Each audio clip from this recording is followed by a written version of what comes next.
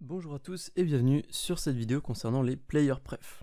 Les player pref sont littéralement les préférences du joueur. Elles correspondent à un système de sauvegarde de données simple mis en place par Unity. Il existe d'autres moyens de sauvegarder des données sur Unity, mais nous les verrons éventuellement plus tard si ça vous intéresse. Le système de sauvegarde avec player pref a ses avantages et ses inconvénients. Commençons par les plus. Le système a été développé par Unity et il est donc forcément adapté à l'utilisation sur Unity 3D, donc pas de logiciel ou d'outils externes à utiliser. Deuxième point positif, le système est simple. Une syntaxe pour sauvegarder des données, une pour les charger et une pour les supprimer, avec évidemment quelques petits bonus. Passons maintenant aux aspects négatifs. On ne peut en théorie que sauvegarder des variables int, string et float. Donc pas de variable vector3 ou encore boolean, mais vous verrez qu'en réalité, rien qu'avec les trois types disponibles, on peut tout sauvegarder.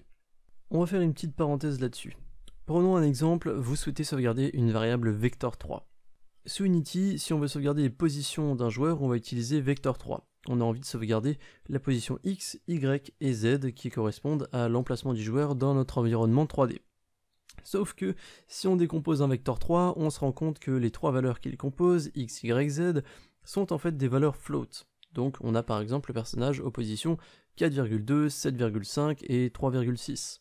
Donc ce qu'il nous suffit de faire, c'est de sauvegarder indépendamment ces trois positions, donc x, y et z, et d'assigner ces trois floats aux trois éléments d'un vecteur 3. On peut donc en fait sauvegarder un vecteur 3. C'est pas la façon la plus pratique de le faire, mais on peut le faire, on peut sauvegarder trois valeurs différentes, trois floats qui correspondront à trois éléments d'un vecteur 3.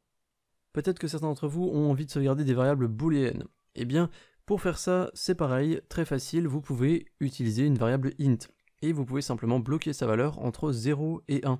Vous pouvez donc mettre 0, qui correspond par exemple à false, et 1, qui correspond à true. Et du coup, pour les vérifications, il vous suffira simplement de vérifier si la valeur est égale à 0 ou à 1, et donc vous saurez si la variable est false ou true. Un autre point entre guillemets négatif, de base, les données ne sont pas protégées. Il est possible qu'un utilisateur se rende dans les player pref, dans les données sauvegardées, et qu'il modifie manuellement les données sauvegardées. Sauf qu'encore une fois, vous verrez qu'il existe une alternative pour contourner le problème, et donc protéger ces données. Encore un autre point négatif, on ne peut appeler les valeurs sauvegardées que les unes après les autres. Exemple, il n'est pas possible de charger 3 données en une seule fois. Il faudra écrire une ligne pour charger une donnée, et donc vous devrez écrire autant de lignes qu'il y a de données à sauvegarder. Selon moi, c'est à peu près tout. J'imagine que pour certains d'entre vous, il y a plus de points positifs, et pour d'autres, il y a plus de points négatifs. Donc, la question, faut-il utiliser player pref, et si oui, quand est-ce qu'il faut les utiliser? Bien évidemment, si j'en parle aujourd'hui, c'est que les player pref sont une très bonne alternative pour sauvegarder des données, mais pas n'importe lesquelles. La première situation où player pref est très utile, c'est pour les options et paramètres du jeu, d'où le nom player pref d'ailleurs. Si vous avez un menu d'options avec par exemple le volume, la qualité graphique et disons la synchronisation verticale, et éventuellement d'autres options, eh bien vous pouvez sauvegarder la valeur de toutes ces options dans les player pref et charger ces données à chaque lancement du jeu. De cette façon, le joueur n'aura pas besoin de remettre ses paramètres après chaque lancement, les paramètres seront sauvegardés. Autre exemple où player pref peut être très utile si vous développez un petit jeu relativement simple où vous avez juste besoin de sauvegarder le meilleur score, le dernier niveau débloqué, les dernières positions de votre joueur ou encore un inventaire simple basé sur des variables. Encore une fois, player pref est fait pour vous. Passons maintenant au fonctionnement. Comme je l'ai dit plus tôt, la syntaxe est relativement simple. Vous utilisez l'expression player pref, point, et ensuite vous ajoutez la fonction que vous souhaitez, donc généralement sauvegarder, charger ou supprimer. Vous retrouverez toutes ces fonctions sur la documentation officielle de Unity concernant les player pref. Vous avez aussi un petit speech sur où sont sauvegardées les données de player pref, mais j'y reviendrai dans un petit instant. Toutes ces méthodes peuvent paraître confuses parce que pour l'instant vous ne savez pas comment ça fonctionne. Avant de vous montrer des exemples de sauvegarde, laissez-moi vous expliquer comment fonctionne la sauvegarde en elle-même. Les player pref fonctionnent comme des dictionnaires. Si vous n'en avez jamais utilisé ou même entendu parler, ce sont des types de variables permettant de stocker un grand nombre de données. Les données que nous allons sauvegarder sont constituées de deux éléments. Une valeur, donc une variable int, une variable float ou une variable string, et chacun de ces types a une clé, ou key en anglais, qui lui est assignée et qui n'est autre qu'une string. En fait, c'est le nom de la donnée qui est sauvegardée. En fait, dans le système de player pref, la clé correspond au nom de la donnée sauvegardée. Par exemple ici, j'ai sauvegardé une valeur meilleur score qui est égale à 18. Allez, passons aux exemples. Je vais créer un nouveau script que je vais appeler SaveData et je vais l'ajouter à un objet dans ma scène. Le nom du script n'a pas d'importance, vous pouvez sauvegarder des données depuis n'importe quel script.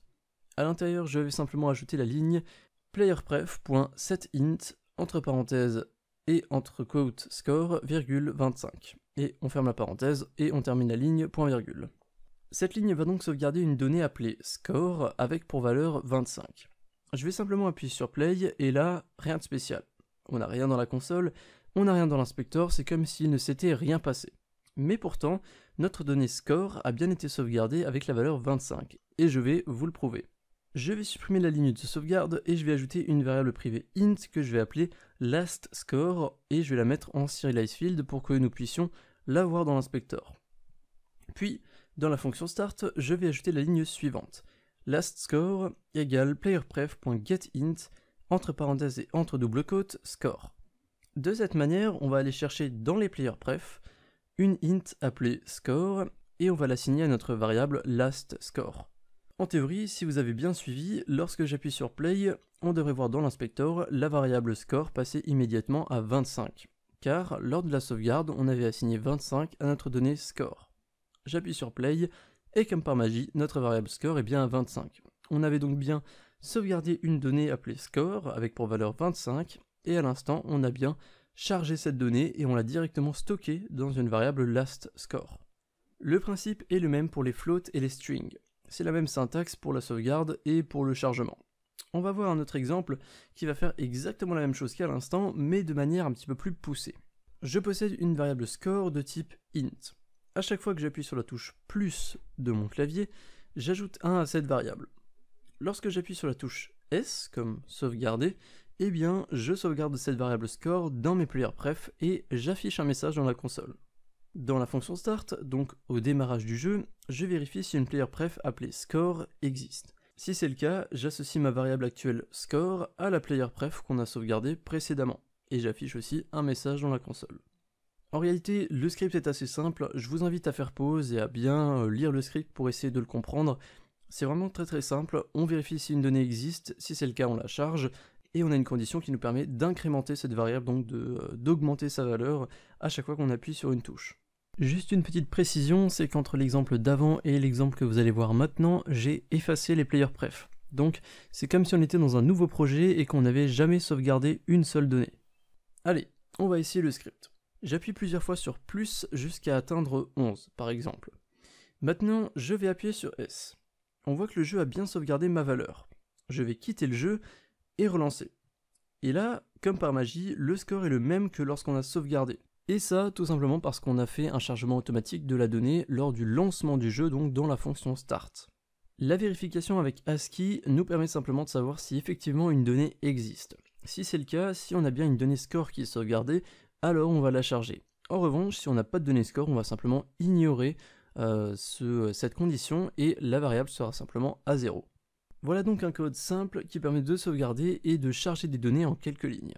Sauf que maintenant, on risque de rencontrer un petit problème. Imaginons que je veuille recommencer mon jeu depuis le début. Donc je veux effacer mes données, donc je veux que mon score soit à 0. Eh bien, problème, car à chaque fois que je lance le jeu, pouf, le score revient à la dernière donnée sauvegardée sans aucun moyen de revenir à 0. Je vais maintenant vous montrer comment effacer une donnée précise ou de manière plus radicale, effacer toutes les données qu'on a sauvegardées dans les playerpref. On va ajouter une nouvelle condition qui fait que si j'appuie sur la touche E, comme effacer, eh bien on efface la clé score de nos playerpref et on affiche un message dans la console. Si je lance le jeu et que j'appuie sur E, il ne va rien se passer à part un message dans la console. En réalité, la clé score a bien été supprimée, donc la donnée n'existe plus, mais il faut relancer la scène pour que les changements soient pris en compte. On peut aussi, plus radicalement, relancer le jeu. Et voilà, la clé score a bien été supprimée, on peut voir que le score de base est maintenant à 0. Si vous stockez beaucoup de données, plutôt que de s'embêter à écrire une ligne par clé, il suffit d'utiliser playerpref.deleteAll pour supprimer toutes les clés stockées. Dernière chose que je souhaite vous montrer, l'emplacement de sauvegarde des playerpref. Selon votre machine et votre OS, les playerpref sont sauvegardés dans différents endroits. Pour tout savoir sur les emplacements, vous pouvez aller voir la doc officielle. Vu que je suis actuellement sous Windows, et je pense que la plupart d'entre vous le sont aussi, je vais en profiter pour vous montrer où sont sauvegardés les playerpref car c'est un petit peu particulier. Je vais juste relancer Unity, remonter le score et le sauvegarder pour avoir un exemple à vous montrer. Sur Windows, les données sont sauvegardées dans le registre. Si vous ne savez pas ce que c'est, vous allez l'apprendre aujourd'hui. Avant toute chose, il faut vérifier le nom de l'entreprise attribuée à votre projet. Pour ça, rendez-vous dans Build Settings, puis cliquez sur Player Settings. Ici, vous devriez voir Company Name, chez moi je ne l'ai pas modifié, donc on a Default Company. Et vous avez aussi le nom de votre projet. Chez moi, il s'appelle juste PlayerPref. Ces deux noms sont très importants, car c'est sous le nom de l'entreprise et le nom du projet que seront sauvegardés vos PlayerPref. Une fois que vous avez récupéré ces deux noms, vous pouvez faire Windows plus R, ça va vous ouvrir la commande d'exécution, et vous pouvez taper regedit. Acceptez l'avertissement si nécessaire, et maintenant, rendez-vous dans HKey Current User, puis ensuite dans Software. Ici, vous allez retrouver une liste de certains logiciels installés sur votre ordinateur, donc pour certains vous en aurez plus que moi, pour d'autres vous en aurez moins. Cherchez Unity dans la liste, puis allez dans Unity Editor, et dans ce dossier Unity Editor, vous devriez trouver le nom que vous avez vu avant dans Company Name. Donc chez moi, c'est Default Company Name. Puis, en cliquant dessus, je peux voir tous les projets associés à cette entreprise, y compris PlayerPref, qui est le projet de la vidéo d'aujourd'hui. Je vais donc cliquer sur PlayerPref, donc le projet qui nous intéresse, et sur la droite, vous devriez voir des clés préenregistrées pour votre projet. Certaines de ces clés sont présentes par défaut, et en toute honnêteté, je ne sais pas à quoi elles servent, mais quelque chose me dit qu'elles sont importantes, donc n'y touchez pas. En revanche, comme vous pouvez le voir ici, on retrouve ma clé Score que j'ai enregistrée depuis Unity. Et c'est ici qu'on rencontre un problème de sécurité avec PlayerPref. Je peux très bien faire un double clic, passer en mode décimal et changer le score par n'importe quelle valeur. Pour l'exemple, je vais tricher, oui, je vais tricher, et je vais mettre un score très haut comme 99 999 par exemple. Je vais ensuite sauvegarder ce changement et retourner directement sur Unity. En appuyant sur Play, ma variable va directement passer au score anormalement élevé que j'ai édité depuis le registre. Donc, gros problème de sécurité. N'importe quelle personne qui sait se servir du registre Windows peut modifier les données sauvegardées. Alors évidemment, si on stocke des données peu sensibles comme le volume, les touches, l'activation ou non de la V-Sync, ce n'est pas très grave. Mais si on a un high score, le dernier niveau enregistré ou d'autres données primordiales au gameplay, eh bien on a un gros problème. Heureusement, il est possible de pallier à ce problème en utilisant un système de cryptage. Je ne vais pas en parler en détail aujourd'hui, vu que là on parle uniquement des PlayerPref et de leur fonctionnement. Mais si jamais ça vous intéresse, faites-le moi savoir et je vous montrerai comment mettre en place un système de cryptage pour protéger vos PlayerPref. Pour les curieux et les impatients, je vous conseille de jeter un œil à l'asset gratuite Secured PlayerPref qui permet de sécuriser les PlayerPref très facilement. On arrive maintenant à la fin de cette vidéo. Si vous l'avez aimé et que vous souhaitez me supporter, vous pouvez le faire via Tipeee. Ce site vous permet de faire des donations récurrentes ou uniques pour m'aider à continuer de réaliser des vidéos sur YouTube. Pour plus d'informations, je vous invite à vous rendre sur tipeee.fr/tuto-unity-fr. Avant de terminer cette vidéo, j'aimerais justement remercier tous les tipeurs et futurs tipeurs, et tout particulièrement MonsieurDev023, Zezel et Last Whirlwind. Je vous dis à très bientôt pour d'autres vidéos sur la Tuto Unity FR. Salut!